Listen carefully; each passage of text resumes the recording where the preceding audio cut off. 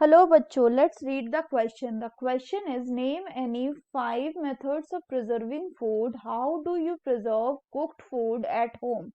तो आइए देखते हैं हम इसका की कंसेप्ट. तो अगर हम बात करें बच्चों इसके की कंसेप्ट की, तो इसका की कंसेप्ट हो जाएगा food preservation. Food preservation. So होता क्या है कि कई बार हमारे आसपास बहुत सारे प्रेजेंट होते हैं माइक्रो ऑर्गेनिज्म, और ये जो माइक्रो ऑर्गेनिज्म है ये आपका फूड जो है इस फूड को स्पॉइल कर सकता है बाय सिक्रेटिंग सर्टन टॉक्सिन्स, जिस कारण से ये जो फूड है वो खाने लायक नहीं रह जाता.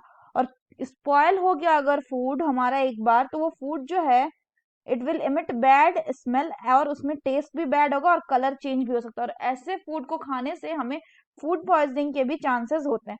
तो अब बात ये आ रही है कि अगर फूड स्पॉइल हो रहा है तो इस फूड को स्पॉइल होने से बचाना है, तो there will be certain methods to preserve this food.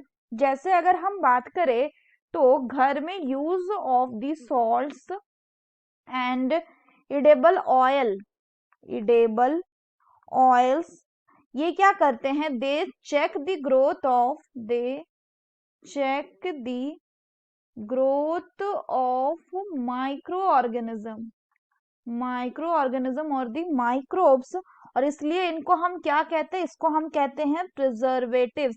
यानी ऐसे सब्सटेंसेस जो फूड को प्रिजर्व करने में हेल्प करते हैं उनको हम क्या कहते हैं, they are called as preservatives. Generally ये जो सॉल्ट्स और एडिबल होते हैं इनको हम कहाँ पे ऐड करते हैं, they are added in the pickles, इनको हम अचारों में ऐड करते हैं, added in the pickles to prevent, to prevent them from microbial attack, microbial attack.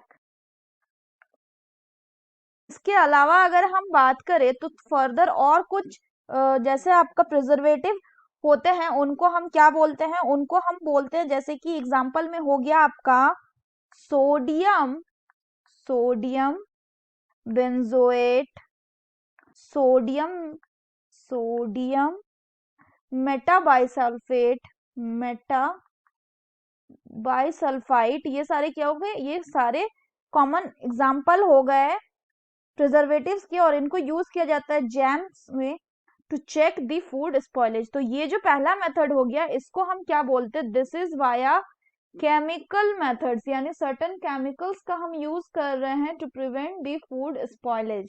Next होता है, दूसरा होता है आपका preservation by using common salt, common salt, यानी हम बात कर रहे हैं किसका, हम बात कर रहे हैं यूज ऑफ NaCl का.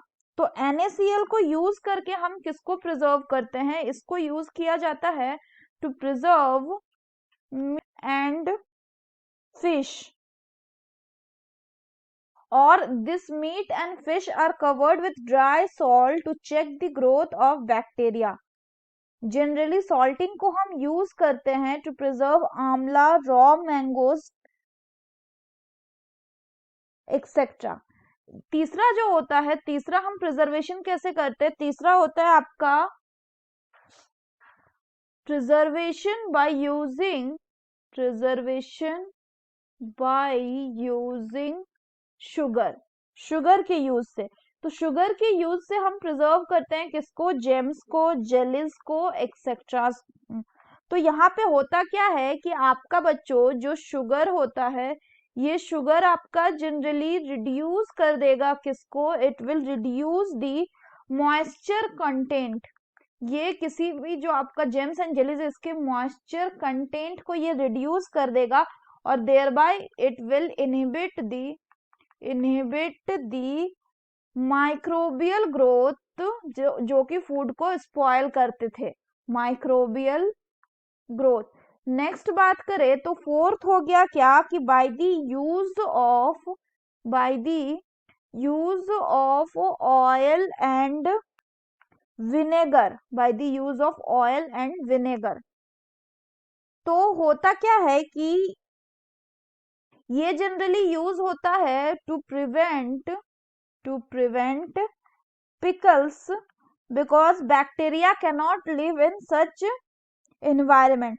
इसके अलावा जो एक और ट्रीटमेंट होता है उसको हम कहते हैं हीट एंड कोल्ड ट्रीटमेंट।